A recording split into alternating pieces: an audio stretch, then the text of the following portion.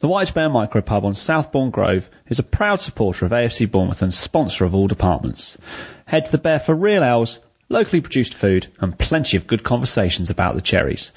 Check out www.thewhitebear.co.uk. Here come the cherries and we're heading for the top of the tree. Bournemouth is a team that's going to show Division 3. Here come the leaders and the scorers at the Saturday, showing how to win the Southern way. So we sing, come on Bournemouth, come on Bournemouth. While you're out there winning, hear the shouting and the singing. We sing, come on Bournemouth, come on Bournemouth. Here come the cherries, here come the cherries, here come the cherries, number one.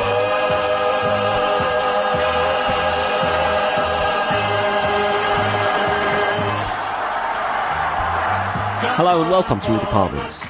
Our beloved Cherries were beaten all ends up by Manchester City in a one-sided contest at Dean Court. Here to try and find some positives from a difficult Saturday afternoon is Jeff Barlow. Jeff, how are you? I'm fine, thanks, Mike. Yourself? Yeah, not too bad. Still recovering a bit from yesterday's overwhelming defeat. The reaction to the game, I thought, mirrored pretty much what followed the reverse we suffered at Spurs just before the international break, in that opinion veered from viewing our performance as very poor to other people, just think that we were beaten by a much better team on the day. Where would you say you sat on that line of thinking? Well, I probably agree with all those people. I think we were pretty poor on the day, but I think they were also very good on the day. So, a bit of both, really. So I wouldn't disagree with anyone there. Yeah, we've struggled against, the top four. And, of course, you include Leicester in that. We didn't beat them. We didn't lose to them either.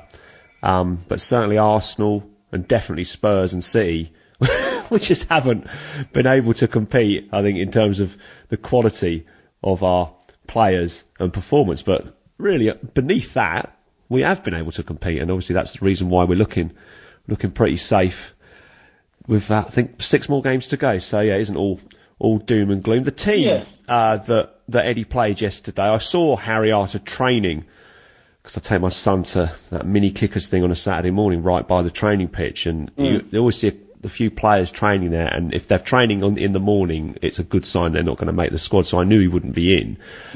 So Eddie drafted in Eunan O'Kane, who had been capped twice by his country in the international break, so was obviously match fit and raring to go. Benik Afobe dropped out with a hamstring, which he picked up in the Congo when he was training with the Democratic Republic of Congo, and I suppose he'll be out for a few weeks with that. So Lewis Grabban came in, and we went 4-4-2, which I think became a bit of an issue during the game. Do you think Eddie was right to stick with that formation? Well, obviously with hindsight, no. I suppose when I was like a number of people, when you looked at the team to start with, and my heart sank a little bit. We got a couple of players that in there, Grabban and O'Kane, who haven't really played an awful lot of football. But I guess we can only play the players we've got. I don't know. I wasn't over hopeful when I saw the team announced, I must say. No, I wasn't hopeful before the game. I think I tend to veer towards pessimism before most games.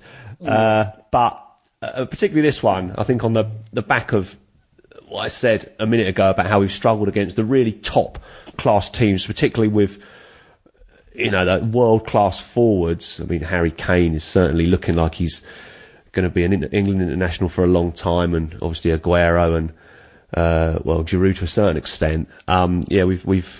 We've found them hard to handle, and I think I went into yesterday's game thinking if we get a point out of this, I'll be absolutely delighted. But it wasn't to be. We started off briefly quite well before they scored their goal, and they didn't actually have the ball for a while in the first few minutes. I mean, most people have probably forgotten this by now, but I do remember thinking, we seem to be competing. Unfortunately, it didn't last very long. It's like one of those Lee Bradbury quotes about we were, the better team for 2 minutes. I think that was at Sheffield Wednesday, wasn't it, when we lost 5-2 or something. Sheffield United, I think. But we started better than we did against Spurs, that's for sure. I think we had an early chance with Graben slipping through a pass to King, and he just overhit it a bit and just drove, or was it the other way around? Anyway, it was King. I think King was just driven a little bit wide, overhit the pass, and just gave him a little bit too much of an angle to get a really good shot off. Yeah, that was a superb little exchange of passes, because that started with Smith and Ritchie in the corner near to where I sit in the family stand.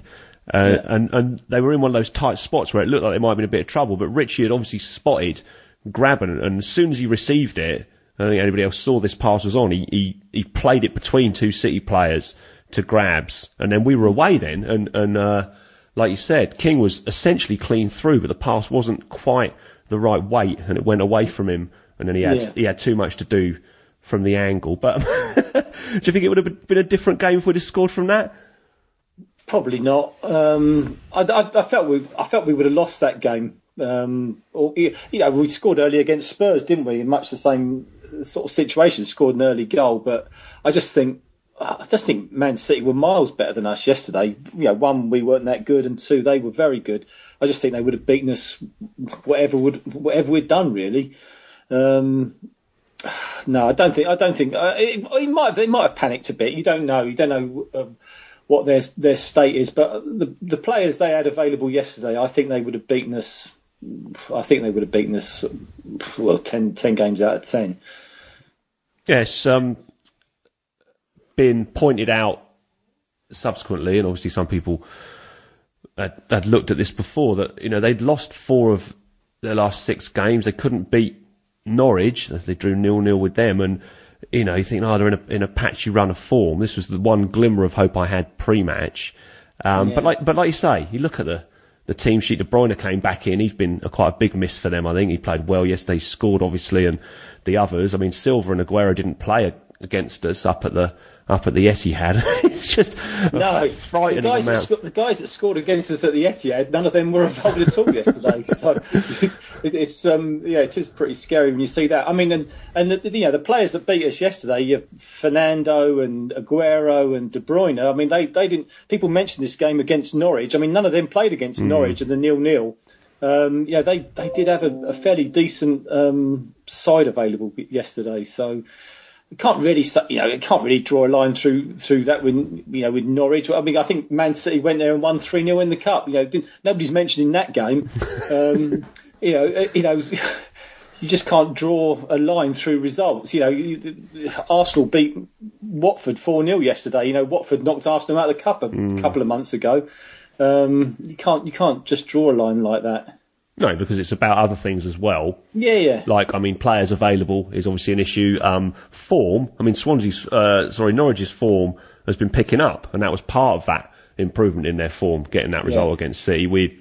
Our form has been good, but then we took a tanking in both the 2 most recent games. We're in a little bit of a dip, but I guess it was in some ways only to be expected. And so we got to 7 minutes, and I distinctly remember the first goal at the Etihad being scored after 7 minutes, and I think it crossed my mind at that point. I said, they haven't scored yet. This is going better than it did at the Etihad. But no sooner had I thought that than Steve Cook, under a bit of pressure, just kicked the ball out for a corner, and Navas then took the corner. It bounced in front of Josh King at the near post, and I think Sermon might have swung a leg at it, and it dropped to Fernando on the edge of the area, and he hooked the ball past Boris. I don't know what you think. I wasn't totally sure that it was a shot. It certainly wasn't a planned move. I mean, that's the annoying thing in a way. It wasn't a particularly good delivery. I guess the Man City player at the near post was supposed to get something on it. I'm not sure if he did. I don't think he did. It then sort of flew across. We were competing. We had enough numbers there competing for the second ball. I think Gradle was in there, Sermon was in there. I think probably took a deflection off one of those players, and then just popped up. And although Charlie Daniels was closing Fernando down, he still sort of just hooked it goalwards, I suppose. But it just flashed past Boric. It's annoying that, as I say, it didn't. I think their manager said about how they scored 3 beautiful goals. I'm not sure if any of them were particularly beautiful. They it didn't have to work that hard for any of them, really. Unfortunately not. No, I wasn't convinced that he was actually going for goal. I thought he was just playing it back in to the 6-yard box, and it fooled Boris and everybody else. Yeah. Because it was quite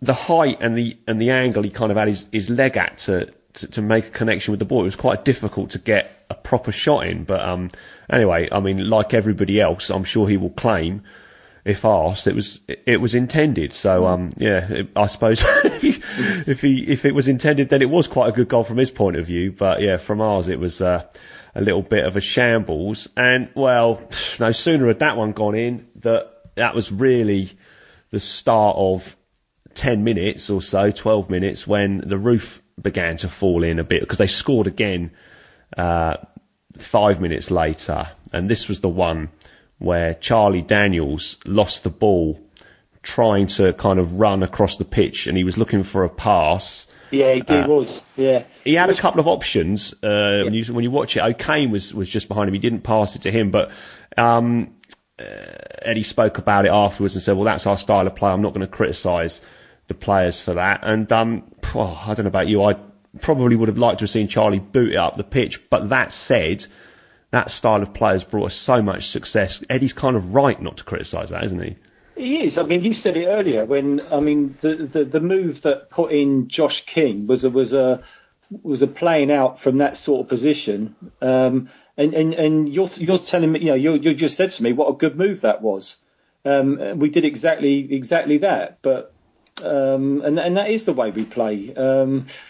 But obviously, it was ill-advised. He just ran into a sea of sky blue shirts, and I think he was in two minds. I think he either had a very heavy touch or was trying to lay it off to O'Kane, and it just didn't come off. Obviously it dispossessed, and I mean the ruthlessness after that was unbelievable. I don't think the ball didn't touch the ground, did it? It sort of just got ping-ponged. I mean, it was an absolutely ruthless finish. I mean, talk about make a mistake in the Premier League and get punished. I mean, it was, you had to admire the way they finished it, but it was pretty horrific.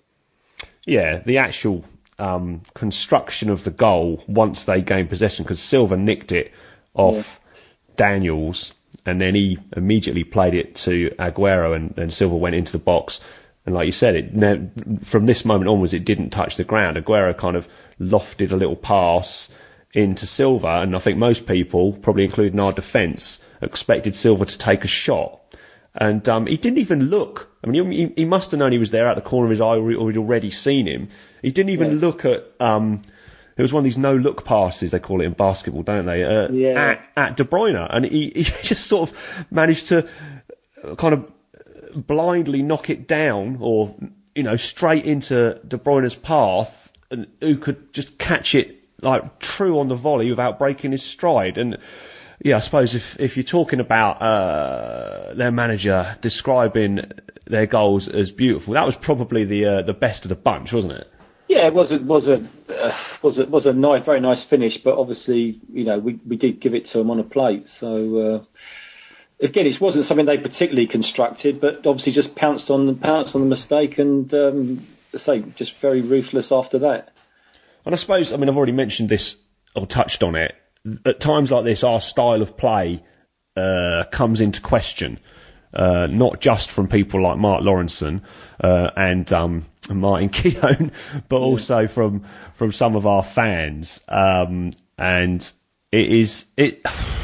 think if we were playing Man United in the second half at Old Trafford and we needed a point to stay in the division, then Eddie might consider changing the style of play, like, significantly. Well, apart from that, it's just not going to happen, is it? No. I mean, we even said this yesterday between us, after the game. We said, look, we obviously went out there and played a certain way. But if we had needed a point, needed a point from that game, we probably wouldn't have played the way we did. He probably does think we've got a little bit in hand and we'll try this and see what happens. But if we really needed a point, I think we would have done something a little bit different yesterday.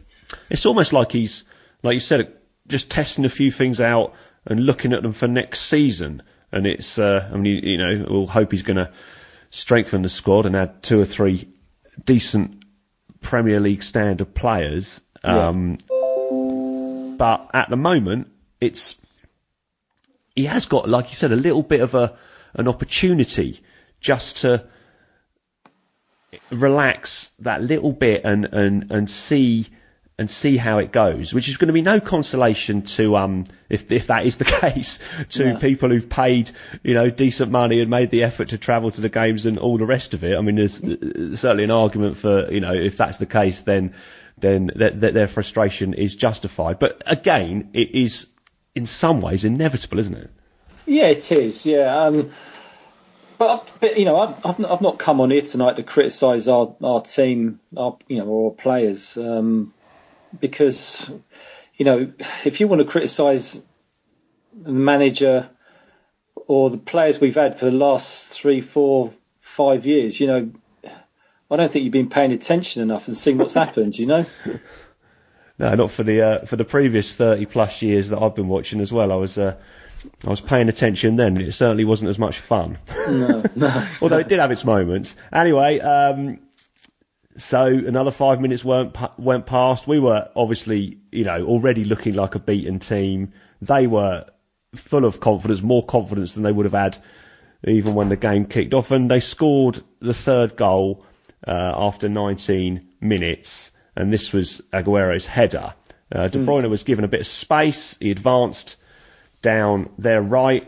He found Navas out wide. Navas sent in a little looping cross. It was very accurate, actually, because it was straight to Aguero.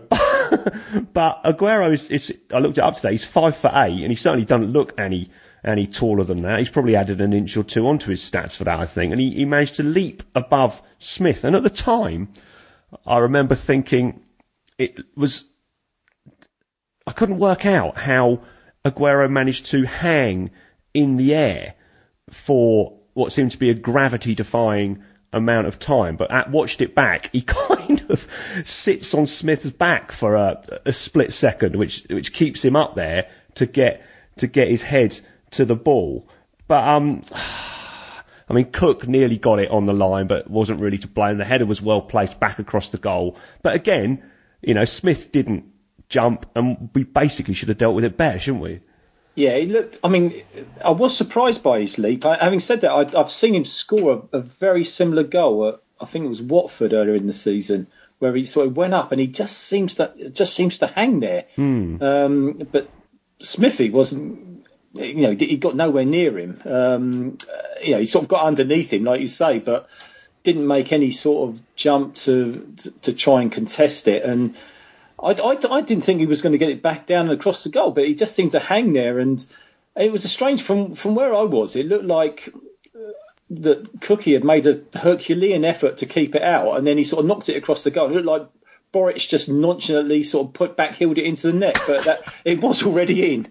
And I have seen the replay, and it was already in before Cookie did anything. So there's no doubt there. But it was for a few. I said, could we have done a bit more there? But no, it was a great leap and great header for like you said, a lad of his size. I didn't know he was that short, but he was a fantastic hang and header.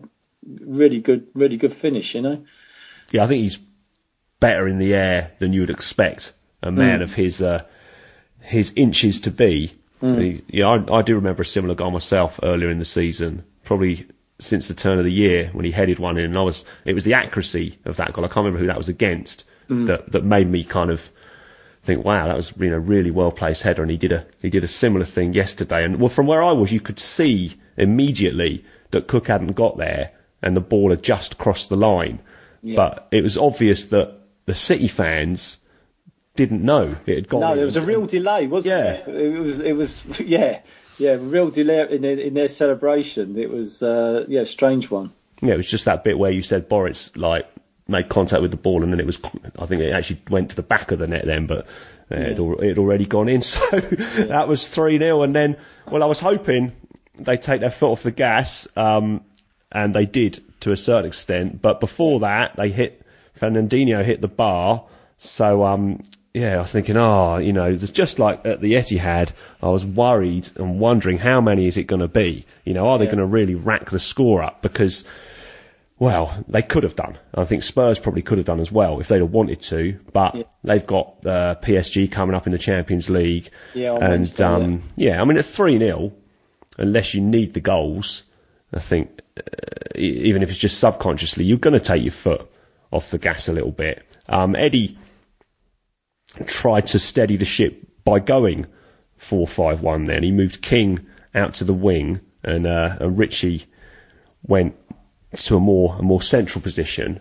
And it worked to a certain extent, although, as I just alluded to, I think part of that was due to City sitting off a bit more and letting us have the ball, and they were content just to play probably a gear below what they started the first 20 minutes of the game in. And we had a few, there were chances. Lewis Graven had a couple of chances, headers that he put them both out. I think it were crosses from Smith and Daniels. Matt Ritchie, I feel like I should always refer to him as Scotland's Matt Ritchie now, had a really good little touches on the edge of the box, and he kind of played himself clean through, and the ball sat up really nicely as well for him, and I thought he's going to hammer this into the back of the net and give us something to get out of our seats for, but it was blocked by Fernandinho. And I think at that point I realised, or I certainly thought to myself, we are never going to score in this game. And it just looked, it's an obvious thing to say, but at 3-0 we were just dead and buried, weren't we? Yeah, it did. It felt, after that first 20 minutes, it felt almost a bit like a friendly. It was, our fans weren't really singing much, their fans weren't really singing much. I can remember the board going up for half time, and I think they just knocked it between their back four, and we just stood off them. And I thought, nothing is happening now. Nothing is happening at all. We might as well just go for our cup of tea, and nothing did happen. It was just really, no one seemed to be bothered at all. Very, very friendly, a bit like that Real Madrid friendly, if you went to that a few years ago. But it was, a bit friendly, like, I don't know. Yeah, disappointing. The White Bear Micropub on Southbourne Grove is a proud supporter of AFC Bournemouth and sponsor of all departments. Head to the Bear for real ales, locally produced food, and plenty of good conversations about the cherries. Check out www.thewhitebear.co.uk. Into the second half, Eddie brought Mark Pugh on for Josh King. I think it was tactical. I did, when it happened, think, maybe King's got trouble with his hamstring again. But from what they said afterwards, it sounded like, unless you've heard any different, I haven't, that it was just a tactical move, and he put Max Gradle through the middle. It steadied the ship a bit, but City kind of looked like they could, step it up at any time, didn't they? They did. The one thing I would say about our lads, they never, and you can never level that out. They never gave up, never stopped, trying to play their passes. We just didn't have anything on the final ball. Nothing. We didn't really ever create too much. Just going back there, I remember Charlie Daniels having a good chance at the end of the first half, but there wasn't really. We didn't really, nearly trouble them enough. So no, not. So really, the whole second half just went by very friendly. Like it was one of the dullest games you would have seen at Dean Court for quite a long time. Yeah, I think it was. I think probably if you'd have said to most of our fans at half time, would it be all right if we just stopped the game now and gave them the 3 points? Most people would have said, yeah, absolutely fine, no problem. We're not sure we can sit through another half of this. And instead of sitting through another half where we, conceded another hatful of goals, we got exactly what you said, was just this kind of reasonably tepid pace to the game. They were content with their lead and not to risk anything, injuries and bookings, etc., with important games coming up, and we couldn't get past. I mean, Zabaleta and Otamendi, I don't even rate Otamendi that highly, although he's not playing for Man City for nothing, but he always seems, he seemed to play well yesterday. They were difficult to get past. Mark Pugh had a few goes. I was hoping Mark Pugh was, and he did try a bit. I hope he was going to do a 45-minute tribute to Johan Cruyff when he came on yesterday. And he did, but he did find it difficult to get the ball in, to cross the ball when he'd done a couple of his Cruyff turns. Yeah, as I said, the final ball wasn't great. I mean, that includes our crossing. I mean, we didn't really, we did do some good things, outside the box, but no real quality on the final delivery, final cross, whatever you want to call it. And Pewey, to be fair, did come on and add some energy, and was up for it. And and I'm really pleased that people like Pewey do come on still and do that. Because I like it, the fact that he's been, he's one of our long-term players and still doing it for us in the Premier League. I love that. Yeah, it was his birthday yesterday as well. So was it? All good. Yeah, he was 29 yesterday. Yes. I mean, there was it's been touted around quite a bit since the match. When the game ended, because obviously Tommy Elphick came on a little bit later on, we had 9 of our 11 were playing for us in League One, and there's certainly a lot of credit to go to the players and the manager for being able to make that step up, win the championship, and compete in the Premier League, and it just says an awful lot about how the club has not made wholesale changes, but just had sort of gradual evolution, and he's stuck a lot with the players that he's got. But it also perhaps gives fuel to the argument that a lot of people will start to make after a couple of heavy defeats, that we need to say our farewells to some of these players. And it's not like this hasn't happened. I mean, obviously Jan left us earlier in the season, and Brett Pittman went in the summer, and strengthened the team. But I don't see it being, I mean, we may as well talk about it now, it being a massive influx of players and a massive exodus of the current squad in the summer. I think he'll probably sign around 4 players that will be competing for a place in the first team. And I think most people would say, well, we need to strengthen at the back, we need to strengthen in the centre of midfield. But that said, I wouldn't be that surprised if in the first game next season, for example, he started with Arter and Sermon in the centre of midfield. Well, quite possibly. But I mean, whatever happens, at the end of the season, that we will strengthen again. And that does inevitably mean, obviously, people have to leave. We do. Yeah, defence is right. I mean, I think we've only got, I think it's only the bottom 4 have got a worse defensive record than us. So it's something that I'm sure they'll look at. Central midfield, correct. I mean, we've without Harry Arter, we are looking very short of any creativity. In that area, so I'm sure they'll look at a number of positions and just gradually improve the squad. And I think and we will be a more attractive proposition for a number of players next season. It must have been difficult this year, but both at the start of the season and in the window, based on where we were at that time, to attract players. And I just think that we are going to be gradually become the longer we're there, the more attractive proposition we're going to be. And things like improvements to the stadium, making us look like a bigger club and that type of thing. It's all going to add to that. Yeah, and obviously we can pay more as well, pay more in transfer fees, pay more in wages. I mean, nobody wants us to, risk the future of the club. We've had enough of that over the years.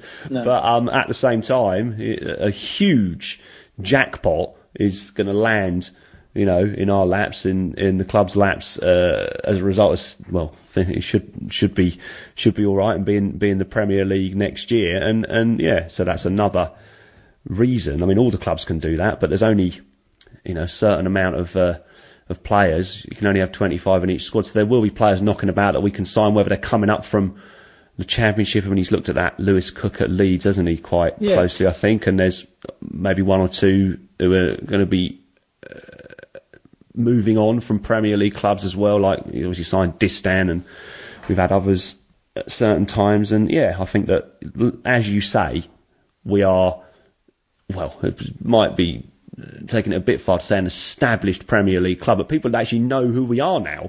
I'd say a lot of people, you could have asked them what's Bournemouth's kit like this time last year, they probably wouldn't have known.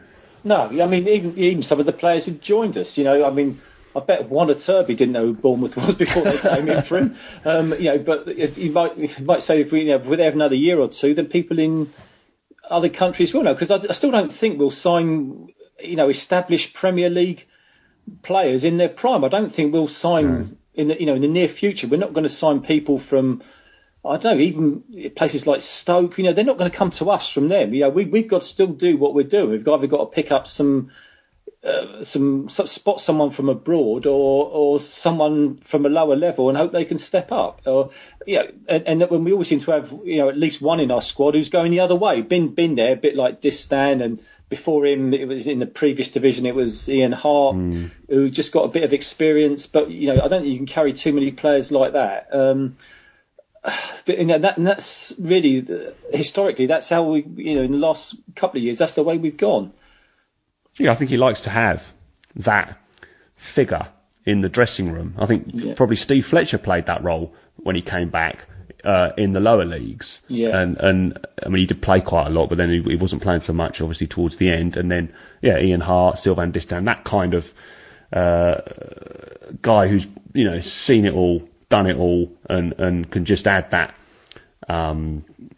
wisdom in the dressing room, I think. And I think, I mean, Distan might stick around for another year. I think he only had a year, didn't he? But no, that's right. But he might do. But I couldn't. So what I'm trying to say is I couldn't see us signing someone like Distan when he was 25. 28. That's not going to happen. In the foreseeable future, even in our position, for next season, it's not going. It's not going to happen. We've still got to be battling the other clubs for the top players, and we're going to come out second best on most occasions, I would say.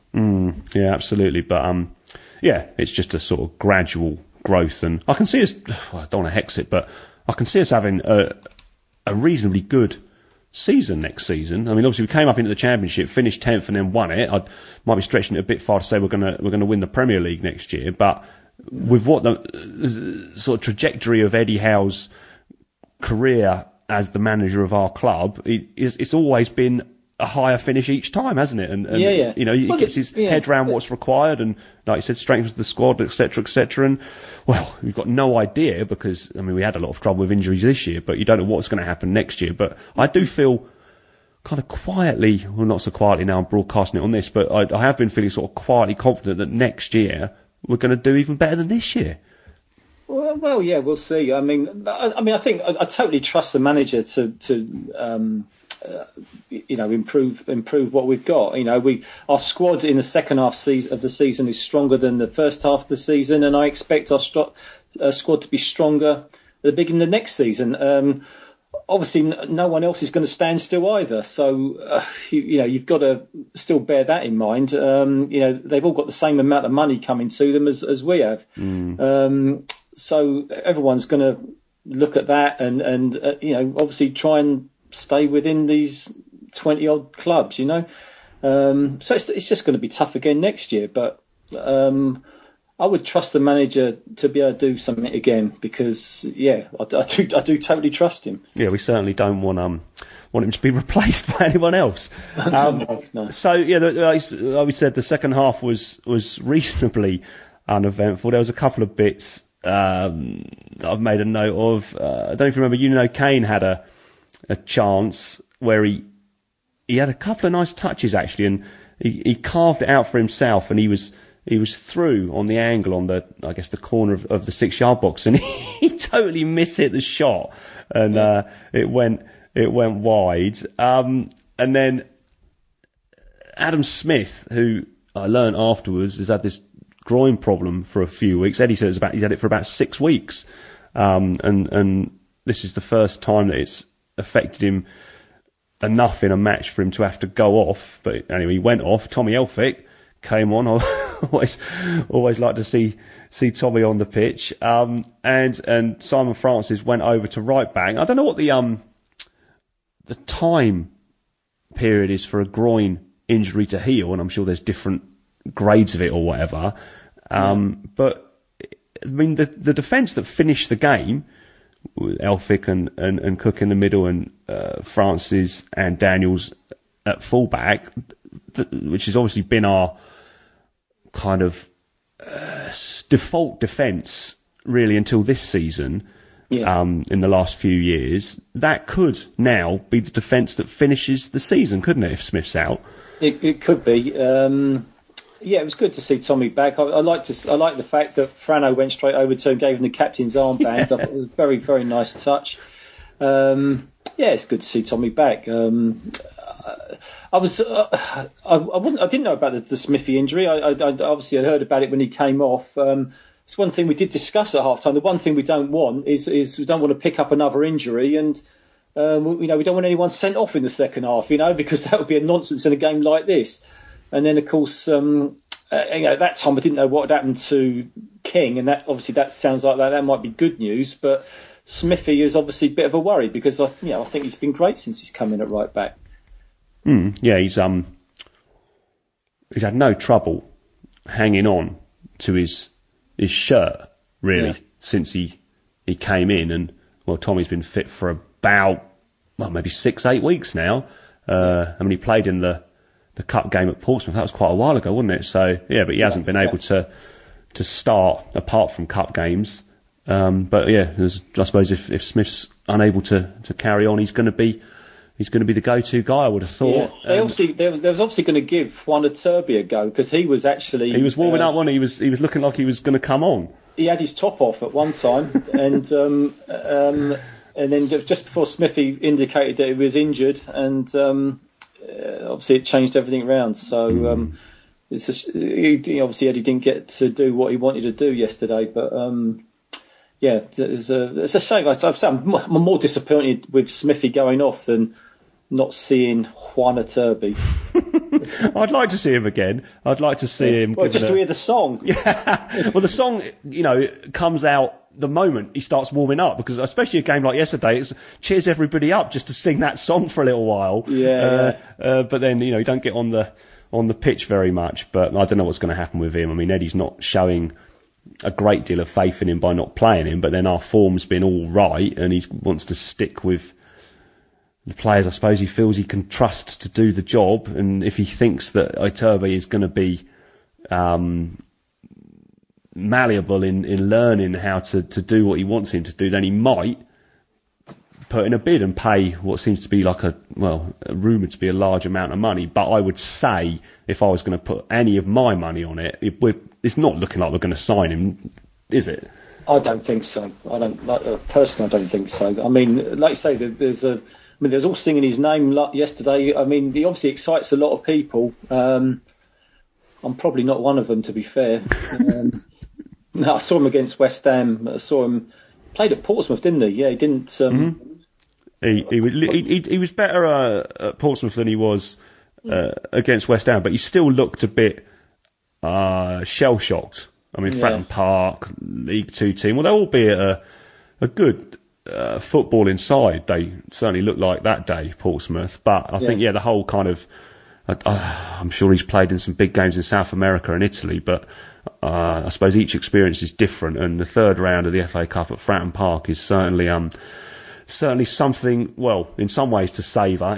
In other ways. I mean, I felt sorry for him going there, because it's even a bit of a culture shock for us going back there, isn't it? It was like stepping back into the 80s. I loved it. Yeah. So he played it against Everton in the cup as well, didn't he? But he had a few nice touches in that game. But he did. Yeah, Eddie isn't showing a lot of faith in him. No. So towards the end of the game, he did bring on Dan Gosling. And Gosling was waiting for ages to come on. The ball wasn't going out. He was just leaning against the dugout. I think it must have been 2 or 3 minutes, just stood there thinking. The ball just seemed to carry on in play, didn't it? Yeah, and I think most people expected Eddie to take Eunan O'Kane off, because he faded somewhat, I thought, in the second half. But then he took Max Gradle off. And I'm assuming that was, it was only a few minutes, but that he took Gradle off because he's more likely to play Gradle, in the next game against Aston Villa, than he is O'Kane. And he was just giving Max a little rest, because in terms of performance, I mean, Gradle was all right yesterday. None of them were outstanding, obviously. But O'Kane, I mean, he had a chance. That's the first game he started, I discovered afterwards, since we lost at Man City 5-1. But he didn't really seize his chance with both hands yesterday, did he? No, he didn't, and you got to feel sorry for players that haven't played a lot of football, because I can remember us having a conversation about, I know, Junior Stanislas last season. We played at Aston Villa, and I came on here and I refused to give him too much stick when everyone thought he'd had a nightmare, and of course, until he got injured this year, he was having a really good season for us. And I think it is tough when they've not had a lot of football. I say we had a couple of players who've not played an awful lot out there yesterday, and I just think it was a tough ask for both of those players, to be fair, against a team like that. What did you think of Graben yesterday? I'm starting to think I suffer from some sort of cherry tinted glasses thing with Graben. I always like him. I like the way he plays, and I actually quite like the way he played yesterday. But I'm not sure if I'm in a minority of one. Well, no, you're in a minority of two, because I thought he did okay as well, and I thought he was one of our better players. Someone said to me, I don't know why there's this thing about who do you think was our man of the match? I mean, it's a bit of a nonsense, really, because we had this funny announcement with Matt Ritchie being announced as man of the match, and the crowd, I mean, I don't know what Matt Ritchie must feel about that when they announce him as man of the match, and it's like, whoa, and I think the consensus was that Francis was probably our best player, but I thought Graben did okay yesterday. I mean, tough for him to come in and. When else has he started recently? I can't. I think against Portsmouth and again, and to come in against them and then play, obviously with someone he's not used to playing with, other than training. Second half on his own against Man City, I thought he did okay based on all those factors. I mean, he's a good example of what you said about our players not leaving anything in the dressing room. He always puts in a shift, doesn't he, Graben? And I do. I mean, I do love the bloke. I mean, I was fortunate enough when he was here, just before he left, to present him with the Player of the Year trophy, and I do. I had quite a chat with him then, and I just like the bloke, to be honest. He's not. He doesn't say a lot. He's very quiet, in those sort of situations. But I just like him as a player, and people do criticise him, but we paid a certain amount of money for him. I think we sold him for about 10 times as much. If you did that with every player you had, we'd be doing very well. And I obviously Eddie likes him as well. We paid a lot of money to bring him back. Who knows if it's right or wrong? If we stay up, it'll all be forgotten. Well, we will stay up now, but I'm never going to criticise Grab. I love him actually. Yeah, well, I'm glad it's not just me. Let's hope he hope he gets a couple of goals for the end of the season. That'd be brilliant. I'd love it if he scored. Yeah, it'd be good. Yeah, I'd love it. They did score again, unfortunately, right at the end. My mate Damien Hill, who's been on this podcast a few times, he told me he had a little bet on City to win by 3 clear goals. Yeah. and he was kind of, hoping that would come off at the end of the game as a little consolation to us getting beaten. But unfortunately, Kolarov didn't know about that, and he he came on as sub. Obviously, he burst into the box, and he was given a kind of it was like the Red Sea opening.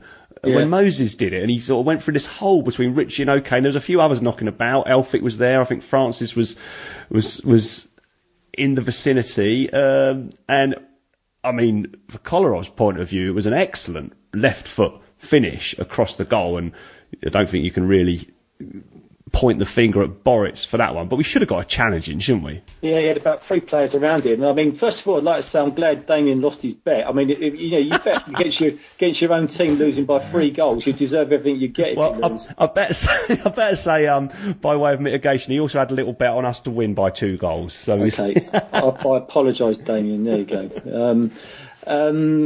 Yeah, it was. I mean, it was a great finish, and he turned around and ran to the City fans and gave it the big one. And I did actually speak to a Man City fan after the game, and he said bloody Kolarov. He said he said giving it the big one like that to us. He said it's the only thing he's done all season.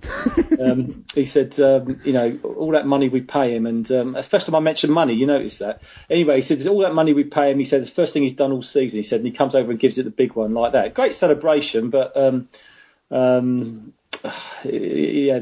a Man City fan wasn't too impressed with that. No, it was, well, I didn't really see the celebration until I saw it on the TV. Yeah. I think I had my head in my hands at that point. Oh, I thought you walked out with everyone else. No, I never do that. No, I'm coming on to that in a moment. Right. I mean, it was a great finish, I thought. But, yeah, we should have, basically at least attempted to put a challenge in, as he kind of just ran through this hole between our... Well, it wasn't just our defenders, but between our players. It was really odd the way he was given that much freedom and opportunity. Yeah. Anyway, so go on. I didn't really know how far wide he was until I saw it on the telly. It looked a great finish and a great shot and in top right hand corner from where I was sat. And then until I actually saw it, I didn't realise how wide he was. It was a great effort, I've got to say. Yeah, and that was well, if it hadn't already happened, the green light for a lot of people to leave, and I guess that a third of the home support, it looked like, had left by the time the final whistle went. And I mean, I've talked about this with people on the podcast before. I don't leave before the end because I like to stick around and clap the players off. I don't really.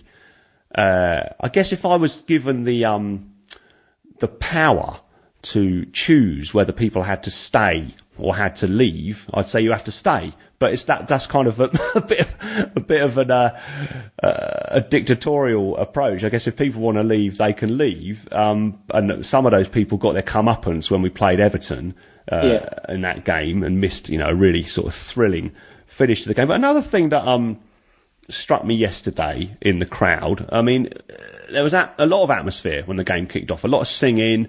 And then, understandably, we went 3 goals down inside 20 minutes. It's difficult, for people to really create that positive atmosphere, especially when you're looking at the game and think, well, how many more goals are they going to score? And then the rest of the game was, as you said, quite dull overall. But when they made their substitutions, I think Aguero went off, De Bruyne, I think Silva might have gone off as well. I'm not including myself in this. I know what you're going to say. We'll applaud them off the pitch. And I mean, it seems a bit harsh, but I always find that a bit odd when that happens. Yeah, I do. I do find it odd. I sit in the amongst the cloth caps in the main stand, and quite a few of them. I mean, I sit right in the very back row, so it was people in front of me did that, and I wouldn't do that. It's not something I would do. I remember years and years ago at the old ground, we played Man United in a friendly, and Beckham played, and I think he was one of the only players that we knew that day, and he scored a fantastic goal, and then they replaced him, and people clapped him, and I don't mind that in a friendly when you're playing a team that's miles above you, as they were at that time, but to clap the other team. No, it doesn't sit well with me. Doesn't sit well with me. I was shouting something about him coming off because he was sunburnt or something like that, and giving him a bit of a stick for being a ginger and that sort of. But I think he did come off with sunburn. But I just no. I would never do that. In some sports, cricket being the obvious example, there's a bit of a tradition of applauding the opposition or politely applauding the opposition. That definitely isn't the case in football. It's much more tribal, and I mean, you could look at that negatively, but I like the edge that football crowds have, as long as it stays on that edge and doesn't, obviously go over the edge. I don't think cricket is actually a proper sport anyway. Isn't it just a sort of hobby that people do? Because I don't really understand that one at all. Well, it's we were in that 2020 final today and we lost that, so that was another. I don't even know what you're talking about. You don't even know what that's about, do you, Jeff? No, it's all just football for you. Yeah. The thing is, Aguero scored against us. De Bruyne scored against us, and then we're clapping them off the pitch. I remember when we played Liverpool in the League Cup, the quarter-final, a couple of years ago. Gerrard did play really well. And when he went off, he was applauded by a lot of our fans, not me again. And I guess, I don't know, it seems a bit weird that you're applauding the players that have done you. You've got, and then afterwards, after the game, I came out and there was more people than normal hanging around the little barrier that they have up around the coach, where and a lot of them were Bournemouth fans, and I know some of them were definitely kids getting autographs, and I guess that's okay. But I guess the reason I'm mentioning that, and also linking that to the applause of the opposition's players as they're being substituted, is it is our first year in the Premier League, so we are still a little bit wide-eyed and dazzled by these big stars that come to town. But you can guarantee that when City go to Arsenal or, well, obviously Man United, Liverpool, any of those other clubs, they're not clapping them off the field and waiting for the opposition fans waiting for autographs afterwards, are they? No, they get too much respect at our place at the moment. I mean, it's part of the way our club is at the moment. I mean, we are only really Premier League with our manager and our team. You take it, almost every other part. Although I've got to say that our away support this year and our home support, I mean, has been pretty good. But when you hear stuff like that, you think we're not quite arrived yet. Every other part of our club isn't quite Premier League level yet, and we need to get used to it. And our place needs to become just probably a little bit more intimidating. It's very difficult with a small stadium and the smaller number crowd than anywhere else. But we just need to step up in a lot of areas like that. Yeah, I think that next season, it hasn't happened much this season. I think Harry Kane might have got applauded off the pitch actually when he scored a hat-trick against us. Yeah. Didn't join in with that one either, obviously. No. I think next season, I'd be surprised if there are any examples of that, because we won't be as even now. The thrill of being in the Premier League, which is still great and it's definitely where I want us to be, has worn off a lot. The sheen's come off significantly since those first few games at the start of the season, and I suspect that's the case for most fans, and I suspect it's probably true for the players as well to some extent, because it just becomes a football match. It just becomes 11 against 11. But then, City have got some big stars in the team. They didn't all play, even at the Etihad against us. And some people will, I guess, be not just pleased to see those players in action, but also maybe want to show their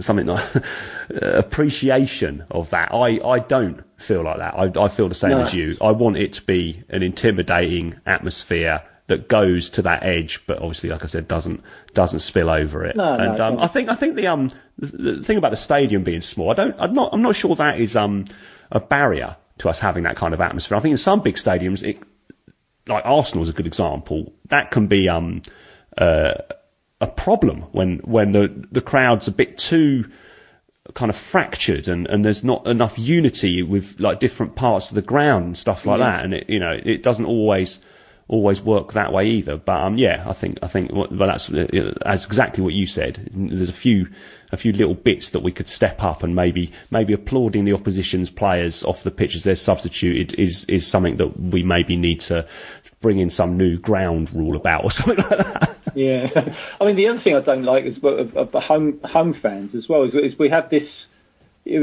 very tense atmosphere. I think that sometimes gets through to the players. It happened yesterday, especially in the first part of the game when it was the crowd get very tense. I mean obviously I can understand that to a certain extent because we look like we're going to get absolutely walloped, but you can feel the tension and the gasps and the berating of players somewhat, and get rid of it and all that sort of stuff, and you get less of that at away games. We don't hear quite as much. Well, I would say we don't hear any of it at away games. Our fans have been brilliant away from home this year, particularly. I mean, as I say, we've been good at home a lot of the times, but away from home we've been absolutely brilliant.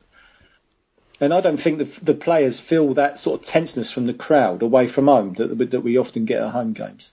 No, I think away fans, and I think it's probably, I guess, an attitude to a certain extent. When you travel away, you want to defend your players to the hilt. They can do no wrong, and you feel your support, in some respects, matters more away from home than it does at home. It's almost as if you have to do that extra little bit as a fan to give the players the boost that's required when they're in, an opposition stadium and all that sort of thing. But, I think there is definitely a slightly different atmosphere at home. We haven't won that many home games this season. I mean, the atmosphere's been pretty good over the past few years. But I think, if we start putting the results together next season, it will soon come back. Now, our next game is against Aston Villa, who are obviously going to get relegated. They beat us at the start of the season 1-0 on the day when I was very much the wide-eyed Premier League newcomer that I am no longer. And as the season's gone on, those dropped 3 points have looked more and more kind of stark. And Villa, they've been having a terrible time, and they lost 4-0 to Chelsea yesterday. They sacked Remy Gard, a man who was basically given zero support in terms of his management. No transfer budget. I don't think the players really played for him. I mean, you could point the finger at him for that. But anyway, the club seems to have problems from top to bottom. But all of that, it just, to me, just says banana skin when we go there next week. It does. I'm hopeful we can go there and we'll get the win, obviously. But again, let's not get too ahead of ourselves. It is Aston Villa.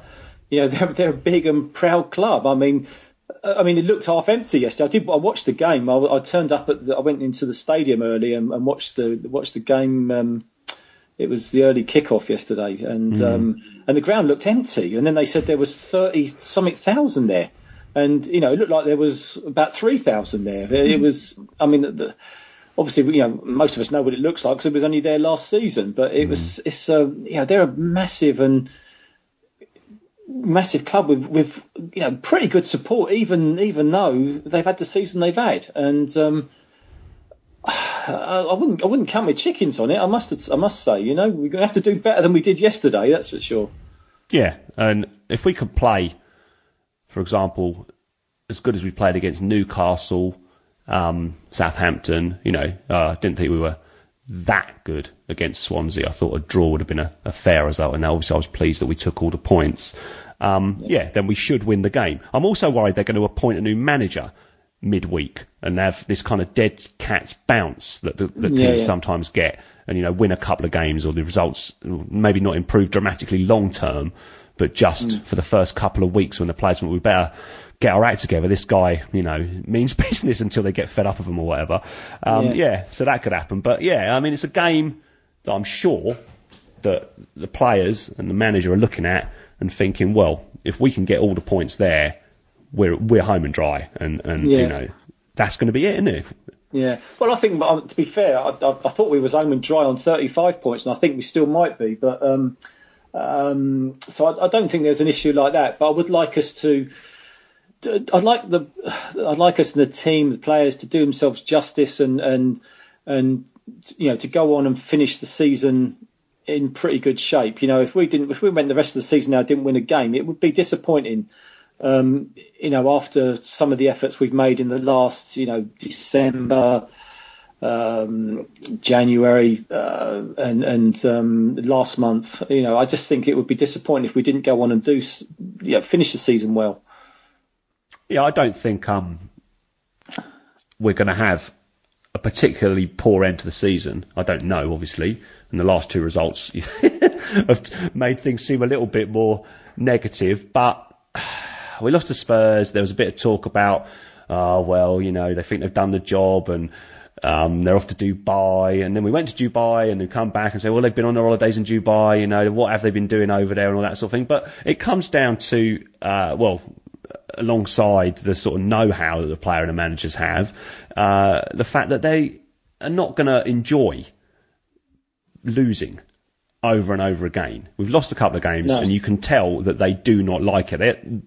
You know, no matter how many points we add, if we had 50 points in the bag and then we suddenly started losing a few games on the bounce, you know, you get fed up of that very, very quickly. It feels much better to win, no matter where you are in the table. And so I can see us having the desire within the squad that we've had all season, and the manager's obviously always got. And I think we'll finish on around 45, 44 points, something like that. And you know, it could be more, and obviously it could be less, but I think that will be more than satisfactory. And you know, it'll be. I think what you're saying about if you went on and had a string of bad results at the end of the season, it just puts a down on everything, and that can carry on into the following season as well. And we obviously don't want that. And we could have a really enjoyable end to the season if we pick up a couple of good results before the end of the season. And let's hope that's what happens. So, I know you've been doing the miles this season, Jeff. Have you missed any away games yet? I haven't missed any home or away. Good man. I didn't plan to. I didn't plan to do that. It's just sort of as they come up, I just keep buying them. So, I mean, I'm going. Usually, I'll go with a bit of a crowd. And I've only been to one game. I went to Sunderland on my own. I flew up and caught a train back. But I knew people on the plane. I knew people on the metro. I knew people in Newcastle where we had pre-match. And then I went to Sunderland. I knew people there, and I knew people on the train on the way back. So. I wasn't really on my own, and I'm going to Villa on my own next week. So, because some of our lot said, well, we went there last year, so I'm going there on my own on the train again. But no doubt I'll bump into a few people that I know, and I've absolutely loved it. It's been brilliant. Every game home and away, I loved it. Yeah, and some really good ones to look forward to as the season draws to a close as well. Well, full marks to you. It's great to see that you're enjoying it so much, and obviously people like you and I have waited a long, long time for this to happen. So we have a couple of bad results. It's not as good, but I think bigger picture is it's been a very positive season, and let's hope it ends well. So thanks ever so much for coming on. I think we've just like last week with Stephen, it's been a bit of a challenge to find some good things to say, but overall I think I feel a lot better now than I did when we first started talking. So thanks ever so much, Jeff. Yeah, no problem, mate. Cheers. Always good to hear from Jeff. I knew he'd be just the man to find the silver lining on an otherwise gloomy afternoon for our heroes in red and black. The thriller at Villa is up next, so fingers crossed we'll rubber stamp our Premier League survival with another away win. So Jerry's in all departments, and goodbye. All Departments is sponsored by the White Bear Micro Pub on Southbourne Grove. The perfect pre- and post-game venue to chat about the game, and only a 25-minute walk to the ground, or there's a bus stop right outside. Wear your AFCB shirt on any match day and receive 30p off each pint. Check out www.thewhitebear.co.uk.